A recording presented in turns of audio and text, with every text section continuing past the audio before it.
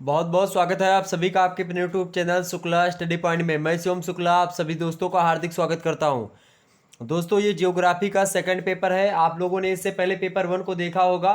उसमें बहुत सारे प्रश्न ऐसे थे जो कि बहुत सारे क्या लगभग सभी प्रश्न ऐसे थे जो कि हमने अपने मॉडल पेपर में सॉल्व करवाया था, उसी मॉडल पेपर से आए थे। और अगर आपको बीए सेकंड ईयर में अच्छे अंक प्राप्त करने हैं, बीए थर्ड ईयर में अच्छे अंक प्राप्त करने हैं, तो आप शुक्ला स्टडी पॉइंट को अभी ज्वाइन करें। शुक्ला स्टडी पॉइंट के माध्यम से आपको लगातार अलग अलग प्रकार की तरीके से अलग अलग माध्यम से आपको पढ़ाई करवाई जाती है, जिसके माध्यम से आप अच्छे अंक प्राप्त करते हैं परीक्षा में।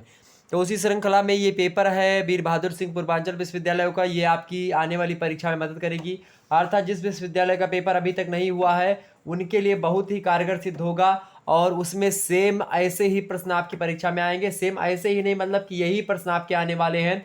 तो आप इन प्रश्नों को एक बार तैयार कर लीजिएगा और आप देखिएगा कि मॉडल पेपर से बहुत सारे प्रश्न इस वीडियो के बाद, मतलब कि जो प्रश्न पत्र है उसमें आए हुए हैं। और उसमें हमने उस पेपर के को अच्छे तरीके से सॉल्व करवाया, उसके बहुत सारे प्रश्नों को बताया।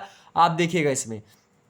तो बीए बीएससी दोनों का एक ही पेपर होता है। पार्ट 2 का एग्जामिनेशन हुआ है। ये पेपर है किसका भाई? तो पेपर है आपका 2022 का ये पेपर है। ये आप देख सकते हो कब का पेपर है। तो ये 2022 का पेपर है। ओके, कब का पेपर है भाई? तो 2022 का ही पेपर है। सेकंड पेपर है जियोग्राफी का, सेकंड पेपर है। सेकंड पेपर का नाम क्या है? तो जियोग्राफी ऑफ इंडिया, यानी कि इंडियन जियोग्राफी, भारत का भूगोल पेपर का नाम है। आपको टाइम दिया गया था 3 आवर्स का। मैक्सिमम मार्क्स आपके कितने थे? 75 के थे। 25 नंबर का पूर्णांक था, सॉरी 25 नंबर का आपका प्रैक्टिकल था। तो जियोग्राफी में क्या होता है? प्रैक्टिकल होता है। आपका 4 पेज में पेपर जो है था। देखिए कि पेपर में क्या क्या चीज़ें पूछी गई थी। आप देखिएगा यहाँ पर नोट में क्या लिखा हुआ कि attempt questions from all section as per instructions, यानी कि सभी खंडों से निर्देशानुसार प्रश्नों के आपको उत्तर देने थे। ओके, खंड आ में कैसे प्रश्न आए थे आइए देखते हैं। सेक्शन ए यानी कि खंड आ, very short answer type question यहाँ पर पूछे गए थे, यानी अति लघुत्तरीय प्रश्न। अति लघुत्तरीय प्रश्नों के लिए आपको निर्देश दिया गया था। क्या दिया गया था कि attempt all parts of this question, give answer of each part in about 50 words. यानी आपसे कह रहा है कि एक प्रश्न का उत्तर आपको 50 शब्दों में लिखने हैं। और प्रश्न संख्या जो 1 है इसके 10 भाग हैं और 10 के 10 भागों के उत्तर आपको लिखने हैं। एक प्रश्न अगर सही तरीके से 50 शब्दों में आपने बयां किया तो आपको 1.5 नंबर मिलेगा। इस प्रकार से 10 प्रश्न कर ले जाएंगे तो आपको 15 नंबर कुल मिलाकर के मिल जाएंगे। देखिए, इन सभी प्रश्नों के उत्तर दीजिए। प्रत्येक भाग का लगभग 50 शब्दों में उत्तर देना है। पहले प्रश्न के 10 भाग हैं, देखिएगा इस तरीके से रोमन शैली में लिखे हुए हैं गिनती। पहला प्रश्न पूछा गया था कि ग्रीन रेवोल्यूशन क्या है। ग्रीन रेवोल्यूशन के बारे में आपसे प्रश्न पूछा गया था। ग्रीन रेवोल्यूशन माने होता है हरित क्रांति। हरित क्रांति आपको पता होगा 67-68 के आसपास आई थी, ठीक। और इसके बारे में हमने आपको बताया भी अपने मॉडल पेपर में, तो निश्चित तौर पर ये प्रश्न आ गया और अच्छा ही प्रश्न है। वही नेक्स्ट प्रश्न आया है पॉवर्टी इन इंडिया, यानी भारत में गरीबी। मोस्ट इंपोर्टेंट प्रश्न, इसको भी हमने पढ़ाया है, ये भी आ गया।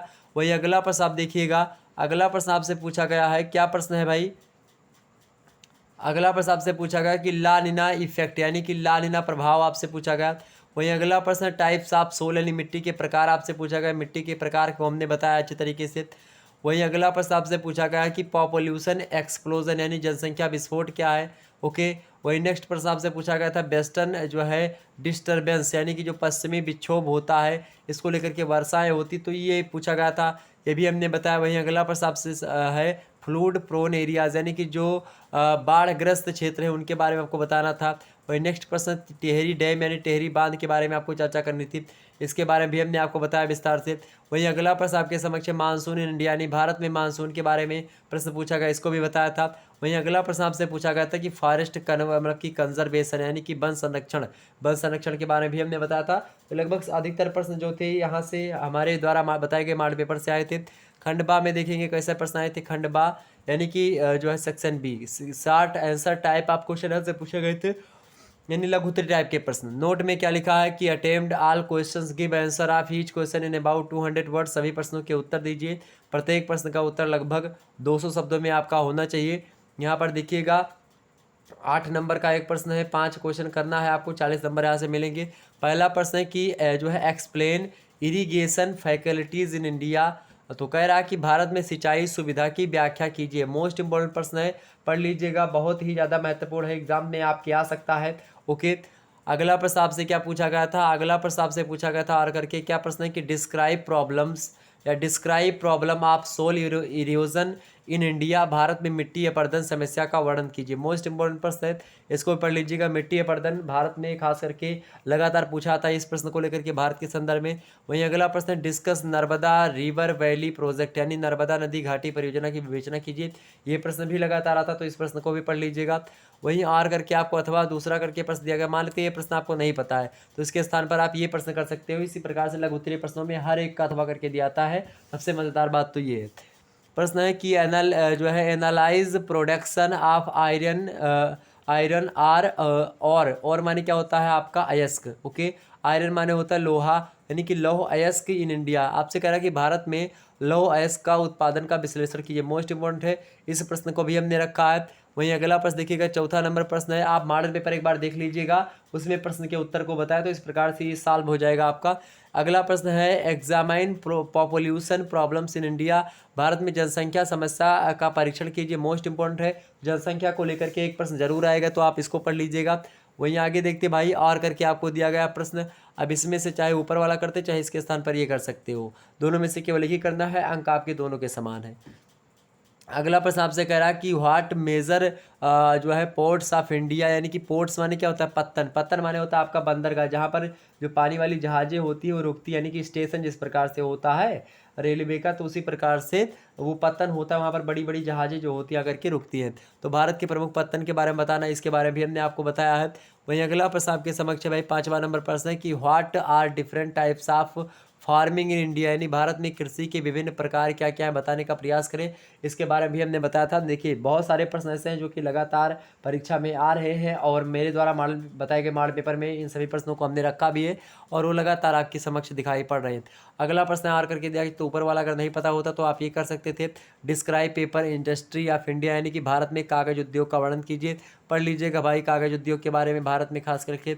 अगर जो भी इसमें से ना मिले तो आप एक बार गूगल पर सर्च करेंगे कि भारत में कागज उद्योग, और जब भी आप पढ़ें तो आप सीरीज वगैरह से मत पढ़िएगा इन चीज़ों को, यानी कि जो भी डाटा आप देखेंगे वो गलत मिलेगी सीरीज में, क्योंकि वो डाटा बहुत पुराना डाटा है जो दिया गया होगा आपके सीरीज वगैरह में, नोट्स वगैरह में। तो आप करिएगा कि आप जो नया डाटा अगर आपको करना तो आप एक बार गूगल पर इन प्रश्नों को सर्च कर लीजिएगा जिनमें डाटा वगैरह के बारे में पूछा गया, यानी कि जैसे कि उत्पादन के बारे में ये सब पूछा गया, तो एक बार गूगल पर करेंगे तो आपको न्यू डाटा जो भी एनालिसिस हुआ होगा वो आपके समक्ष आ जाएगा। उसको आप लिख लीजिएगा अपनी नोट कॉपी वगैरह में, और उसके हिसाब से आप तैयार करिएगा। ओके, अगला प्रश्न आपके समक्ष 6वां नंबर प्रश्न देखिएगा, discuss trends of urbanisation India. Urbanisation माने होता है नगरीकरण। ओके, भारत में नगरीकरण की प्रवृत्ति की विवेचना कीजिए। मोस्ट इंपॉर्टेंट प्रश्न एग्जाम में लगातार आता है।